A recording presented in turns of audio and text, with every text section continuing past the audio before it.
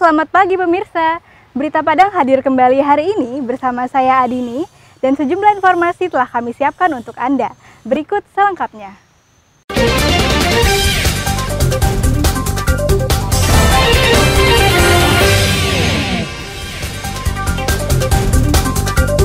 Polisi tangkap distributor dan sopir truk pembawa pupuk bersubsidi.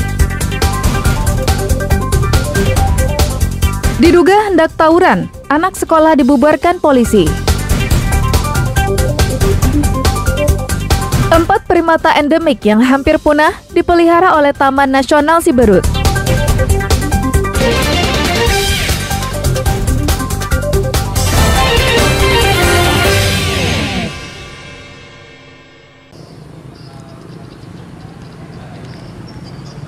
Polisi menangkap 2 tersangka penyalahgunaan pupuk bersubsidi, Egy Trilara dan Sumarni. Mereka ditangkap di tempat yang berbeda.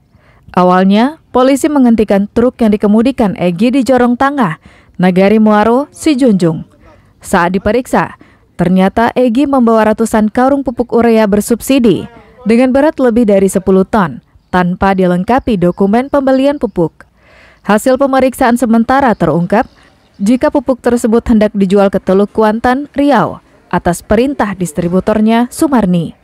Berbekal informasi itu, polisi menangkap Sumarni dengan mudah dan memboyongnya ke Mapolres Sijunjung untuk diperiksa secara intensif.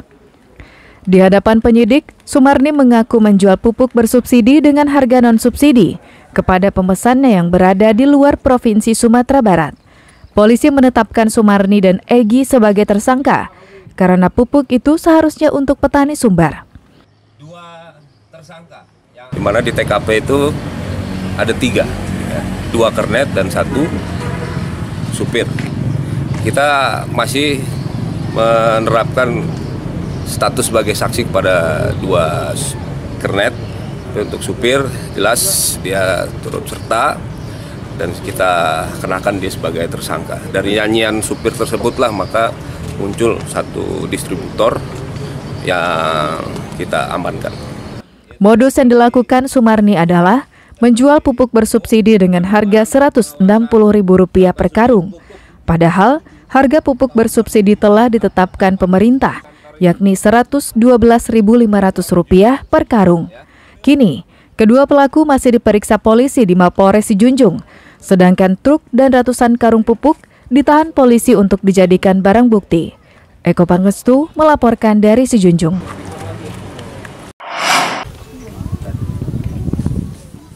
Para petani di Kota Padang mengeluhkan tidak berfungsinya kartu subsidi pupuk yang dikeluarkan oleh Dinas Peternakan. Mereka ditolak saat akan membeli pupuk bersubsidi oleh agen dengan alasan belum ada instruksi dari Dinas Pertanian untuk penggunaan kartu pupuk bersubsidi tersebut. Akibatnya, para petani terpaksa membeli pupuk dengan harga yang berlaku di pasaran. Padahal mereka sebagai petani yang berhak mendapatkan pupuk bersubsidi. Ada 200 hektar sawah di Kelurahan Kotopulai ini, 20 hektar diantaranya dikelola oleh petani pemegang kartu pupuk bersubsidi. Kondisi tersebut disampaikan kepada anggota DPRD Sumatera Barat yang melakukan kunjungan di Kelurahan Kotopulai, Kecamatan Kota Tangah, Padang. Kartu pupuk ini belum maksimal dipergunakan di Kotopulai. Kami membeli pupuk masih memakai KTP sama KK. Kata agen belum bisa dimanfaatkan, belum ada utusan dari atasan atau perintah dari atasan untuk mempergunakan kartu pupuk.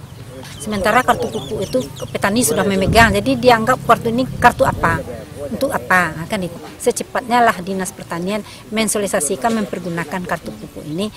Ini disesalkan anggota DPRD.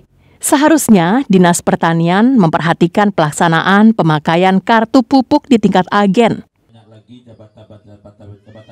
Itu Kota Padang punya 5.000 pemegang kartu pupuk subsidi. Tapi yang baru bisa mendapatkan belum berapa orang. Dengan dasar pupuknya belum ada, kemudian belum terrealisasi.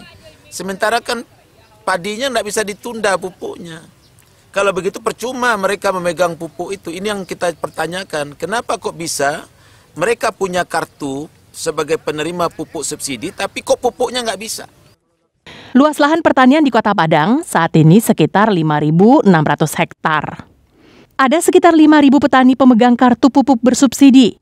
Namun proses pembelian pupuk bersubsidi tidak berjalan sama sekali. Padahal pupuk itu sendiri tersedia di agen. Kasus ini harus menjadi perhatian serius pemerintah Provinsi Sumatera Barat bahwa membuat kebijakan tanpa implementasi dan tindakan yang jelas akan merugikan masyarakat dan mencoreng nama baik pemerintah. Laude Juhardio Anse melaporkan dari Padang.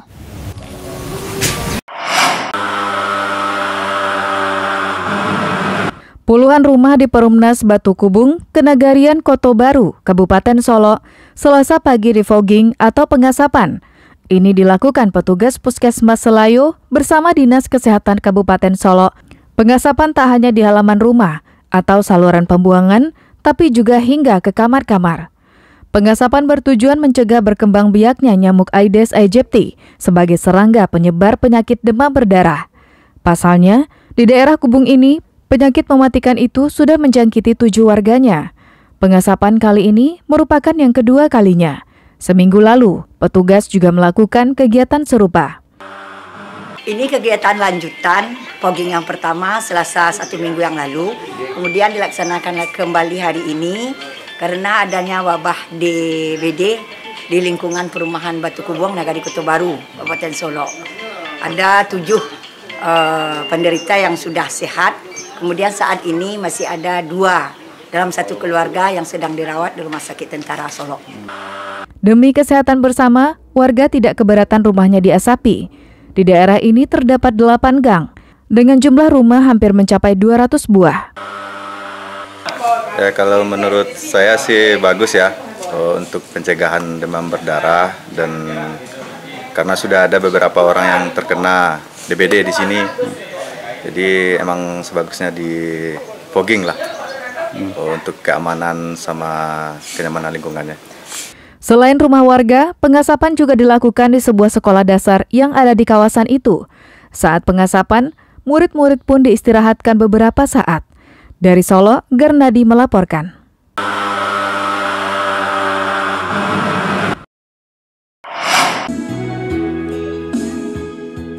Seperti inilah pondok-pondok beratap rumbio yang menjadi destinasi kuliner baru di Kelurahan Bungopasang, Kecamatan Koto Tangah, Padang.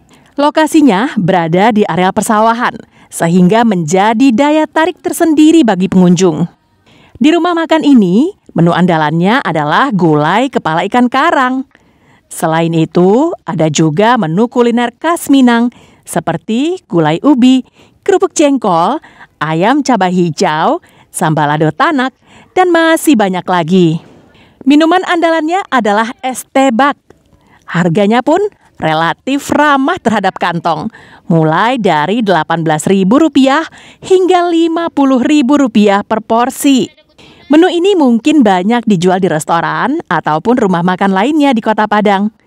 Namun nuansa di tengah sawah inilah yang menjadi daya tarik utama.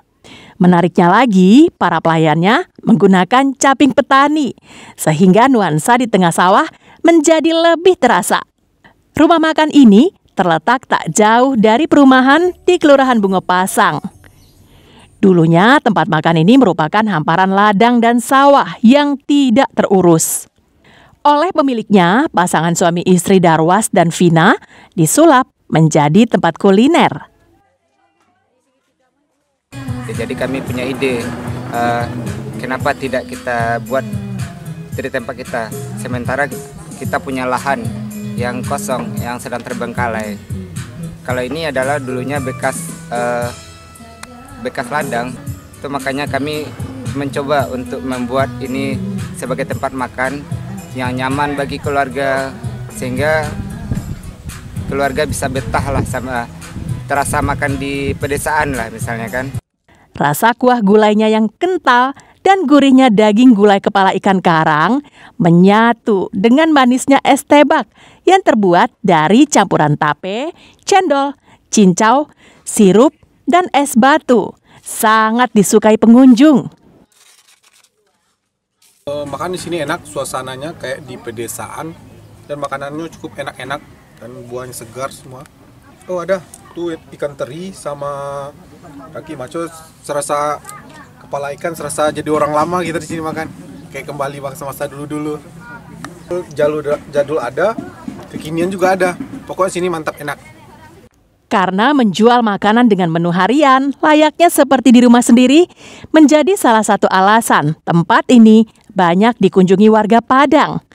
Apalagi letaknya di tengah persawahan dan tidak jauh dari jalan raya. Robiham melaporkan dari Padang.